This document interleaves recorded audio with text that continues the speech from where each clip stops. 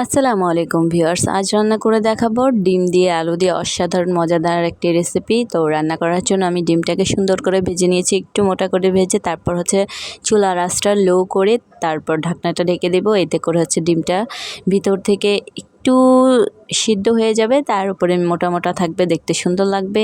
এই ডিমটা এখনও কাঁচা আছে, তাই আমি একটু আরও সিদ্ধ করার জন্য ঢাকনাটা ঢেকে, এখন আমার ডিমটা কমপ্লিট হয়ে গেছে। এখন আমি চাইলে খুন্তি দিয়েও কাটতে পারবো, আর আপনারা চাইলে বটি বা ছুরি দিয়েও কাটতে পারেন, এটা যার যার ইচ্ছে। এত আমার কাটা এখন শেষ হয়ে গেছে। তো কাটিং করা শেষ, দেখেন কি সুন্দর করে মোটা মোটা আর ফুলে দুমদুম হয়ে গেছে। যাই হোক, এখন আমার ডিম ভাজা হয়ে গেছে। এখন আমি রান্নার প্রসেসিংয়ে চলে যাব। রান্নাটা করার জন্য পেঁয়াজটাকে সুন্দর করে বাদামি কালার করতে হবে, আর ডিমগুলো আগে উঠিয়ে নিচ্ছি এক একটা করে। ডিমটা হয়ে গেছে, এখন আমি রান্না করার জন্য পেঁয়াজটাকে সুন্দর করে বাদামি কালার করব, তারপর মশলাগুলো দিব।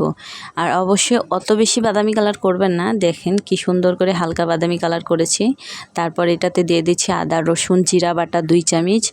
এখন এটা একটু তেলে ভাজা ভাজা করব, তারপর পানিটা দিয়ে বাকি মশলাগুলো অ্যাড করব। তো এখন আমি পরিমাণ মতো পানি দিয়ে দিলাম, তারপর দিব এক এক করে প্রত্যেকটা মশলা দিব। এখন আমি ফার্স্টে দিয়ে দিলাম হলুদের গুঁড়া 1.5 চামচ, তারপর দিয়ে দিব মরিচের গুঁড়া 2 চামচ, স্বাদ মতো লবণ দিয়ে সুন্দর করে কষাবো। আর মশলা কষানো হয়েছে বুঝবেন কি করে, প্রত্যেকবারই আমি বলে দিই, তেলটা যখন ভেসে আসবে কষাতে কষাতে, তখন বুঝবেন যে হ্যাঁ মশলা কষানো হয়ে গেছে। আমি এখন আলুগুলো দিয়ে দিব। এই আলুগুলো আমি গোল গোল করে কেটেছি। ডিমের রেসিপিতে অবশ্যই আলুগুলার সাইজ কিন্তু গোল গোল করবেন, দেখতেও সুন্দর লাগে, খেতেও খুবই সুস্বাদু লাগে। তো আমি গোল গোল করে কাটছি, অত বেশি মোটা করি নেই, দেখতে কিন্তু সুন্দর লাগবে। তো আমার কষানো হয়ে গেছে, ঝোলের জন্য আমি পানিটা দিয়ে দিলাম। এই পানিটা যথেষ্ট পরিমাণ, যখন আলুটা সিদ্ধ হয়ে যাবে তখন আমি ডিমগুলো দিয়ে দেব। এখন দিয়ে দিলাম জিরার গুঁড়া, জিরাটা ভেজে গুঁড়া করে নিয়েছি, সেই জিরার গুঁড়া দিয়েছি। তারপর আমি কিন্তু আদা রসুনেও জিরা বাটা দিয়েছিলাম। তো এটা উপর থেকে দেওয়ার কারণ অনেকে ধনেপাতা অ্যাড করেন, তো আমি ধনেপাতার পরিবর্তে জিরার গুঁড়া দেওয়ার পর কাঁচামরিচ দিয়ে দিলাম, ডিমগুলো সাজিয়ে দিয়ে দিছি।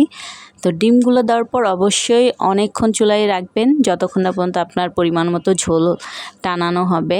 এতে করে আপনার ডিমগুলো ফুলে যাবে ঢাকনাটা লাগিয়ে দিলে।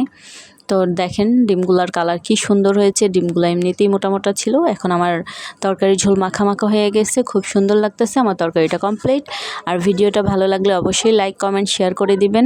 এই ডিমের রেসিপিটা অসাধারণ মজা হয়, আমার তো অনেক পছন্দ। রান্না হওয়া মাত্রই আমি খেতে বসে পড়বো। আমার রান্নাটা প্রায় শেষ, এখন হয়ে গেছে। এটাকে নামিয়ে এখন আমি খাবার রেডি করব। তো আমার রেসিপিটা ভালো লাগলে অবশ্যই আপনারা বাসায় ট্রাই করবেন, আর কমেন্ট করে জানাবেন যে রান্না করার পর রেসিপিটার স্বাদ কীরকম হয়েছে।